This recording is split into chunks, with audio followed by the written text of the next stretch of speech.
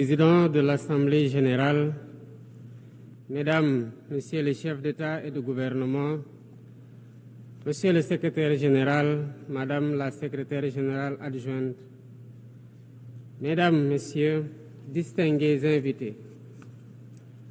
Avant tout propos, je voudrais saisir cette tribune pour saluer à nouveau la mémoire de mon compatriote, Amadou Makhtar Mbow, qui vient de nous quitter.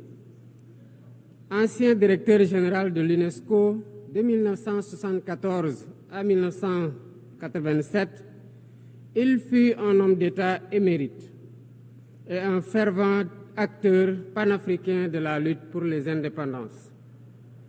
Je félicite M. Philomène Yang pour son élection à la présidence de cette Assemblée générale des Nations unies, ainsi que son prédécesseur pour sa contribution à la mise en œuvre de notre agenda commun. À travers vous, je formule mes vœux de succès dans la conduite de nos travaux. Je salue également l'engagement constant du secrétaire général Antonio Guterres, dont les efforts pour promouvoir la paix, la dignité humaine et le multilatéralisme sont plus que jamais nécessaires. Le Sénégal renouvelle son plein soutien à sa mission en ces temps de turbulence mondiale. En prenant la parole aujourd'hui, je suis habité d'une conviction profonde: l'unité dans la diversité est la clé pour garantir le développement durable et la dignité humaine pour tous, partout dans le monde. Ce thème de la présente session, qui guide nos discussions, nous invite à repenser nos responsabilités collectives et à nous assurer que les principes fondamentaux des Nations unies, définis il y a près de 8 décennies, continuent de porter la promesse d'un monde plus juste et plus équitable.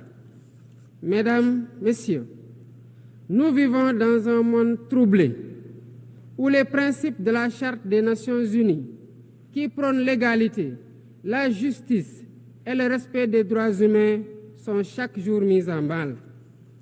Les conflits s'étendent, les inégalités se creusent et les crises climatiques aggravent la vulnérabilité de millions de personnes à travers le monde. De surcroît, nous assistons à une remise en cause inquiétante du multilatéralisme, à un moment où l'humanité en a le plus besoin. Le monde doit se regarder en face, sans complaisance. Les valeurs que nous avons juré de défendre sont piétinées dans plusieurs régions du globe. Que l'on soit à Gaza, à Tel Aviv, à Dakar ou ailleurs, chaque être humain est porteur de cette égale dignité, une dignité qui transcende les frontières, les cultures et les appartenances religieuses. C'est notre devoir à tous de veiller à ce que cette dignité soit protégée et respectée pour chaque être humain, sans exception. Ce devoir est l'essence même des Nations unies.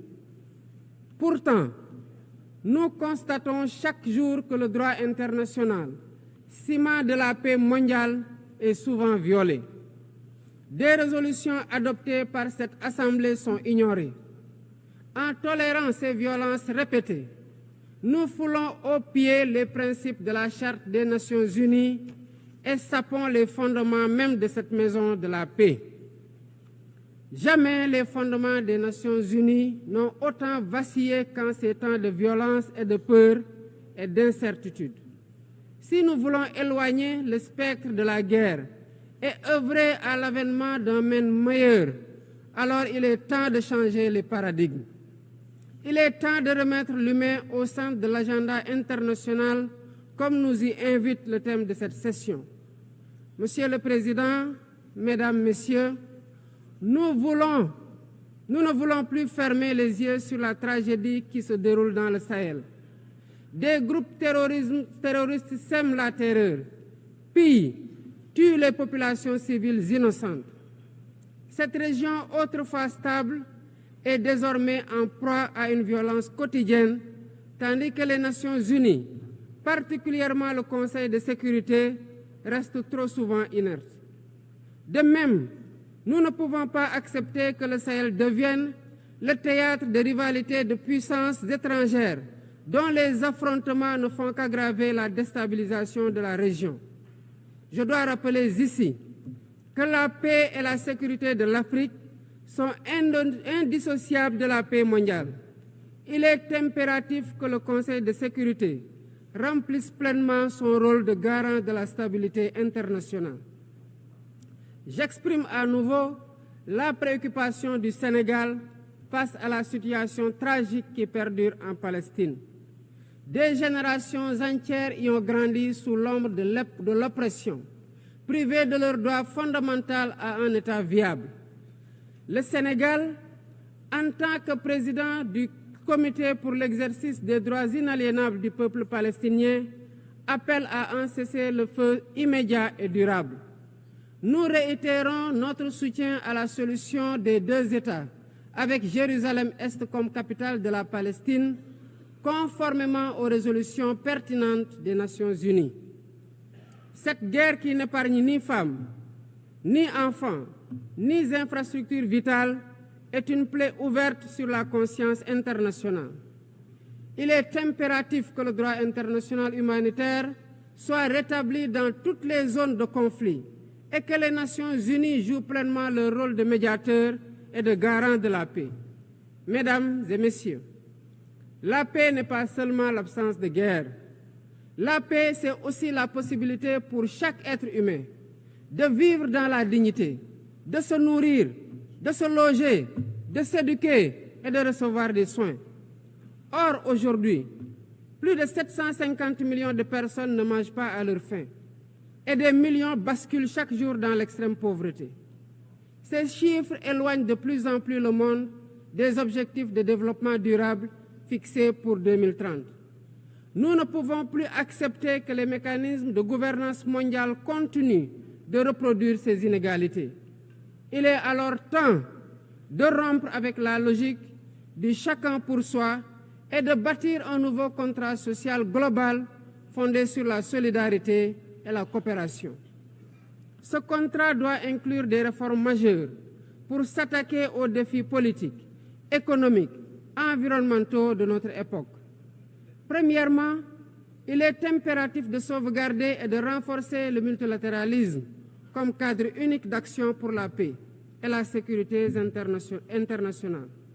Cela passe par une réforme urgente des institutions mondiales, notamment le Conseil de sécurité, le FMI, la Banque mondiale, afin qu'elles soient plus inclusives et qu'elles reflètent les réalités géopolitiques et économiques actuelles.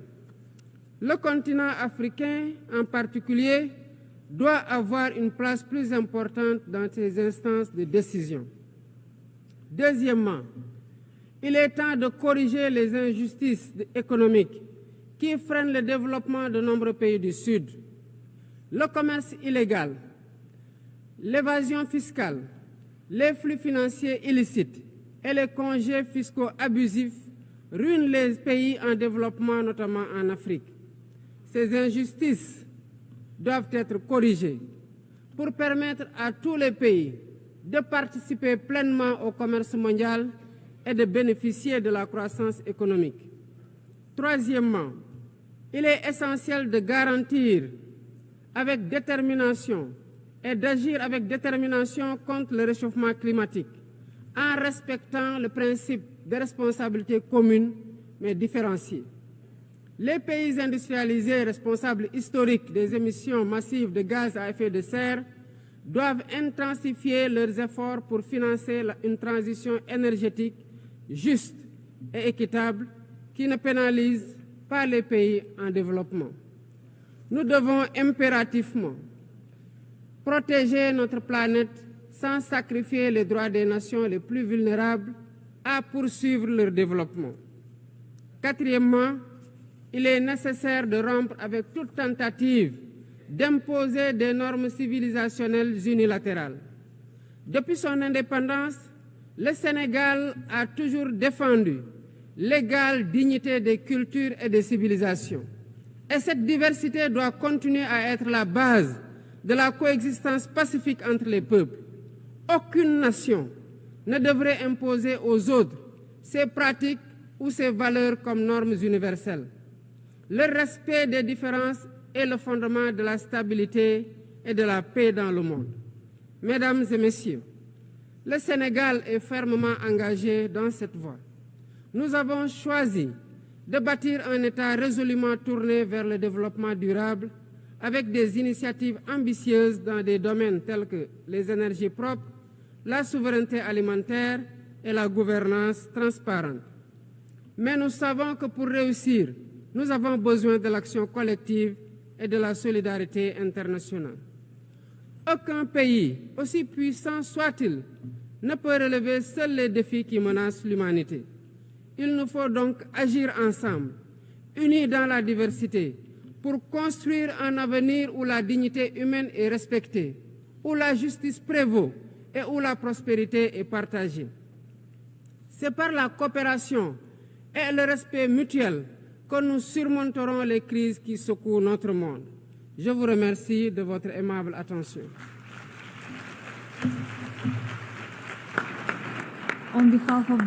Au nom de l'Assemblée, je remercie le président de la République du Sénégal.